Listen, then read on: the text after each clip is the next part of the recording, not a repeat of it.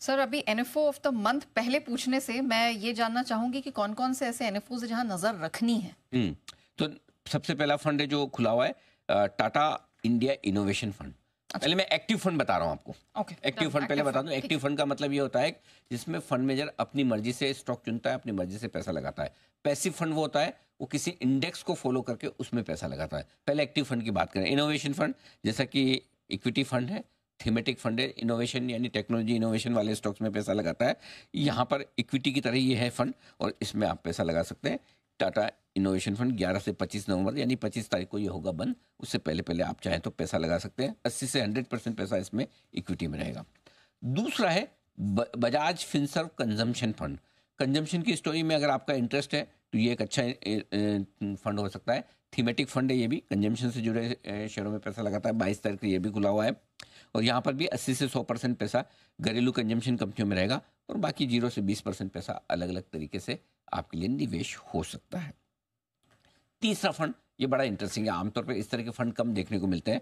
Kotak transportation and logistic fund. Generally इस theme में आपको फंड कम मिलेंगे। मुश्किल से मेरे ख्याल से एक आधी कोई और फंड होगा जो ट्रांसपोर्टेशन और लॉजिस्टिक्स से रिलेटेड हो, तो इन्होंने बनाया। अब इनमें स्टॉक वही कॉनकोर से लेके कई सारे आएंगे ट्रांसपोर्टेशन रिलेटेड। आजकल नई नई कुछ कुछ कंपनियां जिसमें जिंक का टाइप की कंपनियां आ रही है, ये सब एजिस लॉजिस्टिक वगैरह ये सारे होंगे इसमें।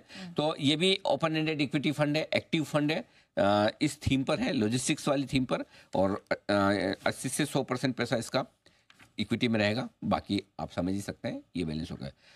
अगला एक्टिव फंड है सेमको आर्बिट्राज फंड। नाम के लिए इक्विटी फंड है लेकिन ये इसे इक्विटी फंड ना माने, आर्बिट्राज वाला है। तो ये डेट से थोड़ा सा ज़्यादा रिटर्न आपको देगा। फिक्स इनकम वाले जो फंड होते हैं उससे थोड़ा सा बेहतर है, बट इसमें इक्विटी की रिस्क नहीं है। 21 नवंबर तक ये खुला हुआ है। इस फंड में भी आप एनएफओ में पैसा लगा सकते हैं। और अगला जो फंड है इसमें PGIM India health care fund. Prudential का ये फंड है, एक्टिव फंड है ये भी। ये हेल्थ केयर यानी कि फार्मा हेल्थ केयर से रिलेटेड स्टॉक्स में ये पैसा लगाने वाला है।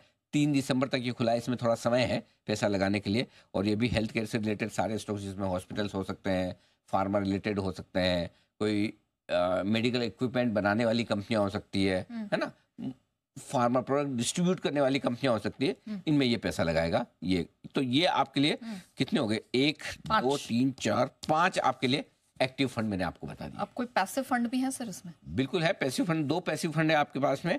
और पहला पैसिव फंड है आदित्य बिरला सन लाइफ इंडिया इंफ्रास्ट्रक्चर फंड, जो ये फॉलो करेगा BSE का इंफ्रास्ट्रक्चर फंड इंडेक्स जो है उसको फॉलो करेगा। 28 नवंबर तक इसमें पैसा लगा सकते हैं। जो प्रोपोर्शन में ये इंडेक्स है उतना वैसे का वैसा पैसा लग जाएगा। इसमें फंड मैनेजर को अपना दिमाग नहीं लगाना।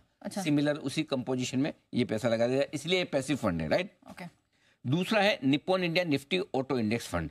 ये भी पैसिव फंड है, ऑटो शेयरों में पैसा लगाएगा। इसका बेंचमार्क इन्होंने निफ्टी ऑटो इंडेक्स रखा है।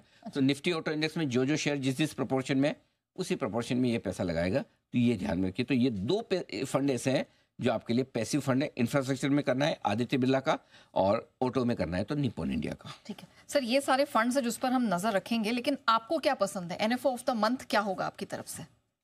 अब एनएफओ ऑफ द मंथ तो जो खुला है उसी में से एक चुनना पड़ेगा। बिल्कुल करेक्ट। तो थोड़ी कांटे की टक्कर थी ऑटो में और टेक्नोलॉजी इनोवेशन फंड के बीच में। तो मैंने लेकिन थोड़ा सा एक नॉच ऊपर मुझे इनोवेशन वाला लगा। तो टाटा इनोवेशन फंड ये इस महीने का एनएफओ होगा। इसमें आईटी और टेक्नोलॉजी से जुड़े हुए, इनोवेशन से जुड़े हुए शेयरों में निवेश होगा।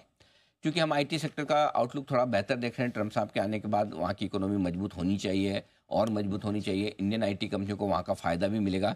तो उस लिहाज से हमें लगता है कि ये सेक्टर बेहतर हो सकता है। 3 से 5 साल के लिए आपको इस एनएफओ में निवेश करना चाहिए। एनएफओ का मतलब ये नहीं समझिए नेहा जी कि जैसा IPO आता है लिस्टिंग हुई पहले दिन बेच के निकल जाए, ये वैसा नहीं। ये एनएफओ है। व्यू आपका 3 से 5 साल का मिनिमम होना चाहिए, बल्कि जितना ज़्यादा रखें उतना बेहतर, क्योंकि आप थीमेटिक फंड में पैसा लगा रहे हैं, डाइवर्सिफाइड फंड में नहीं। ये ध्यान में रखना जरूरी है। ओके, चलिए।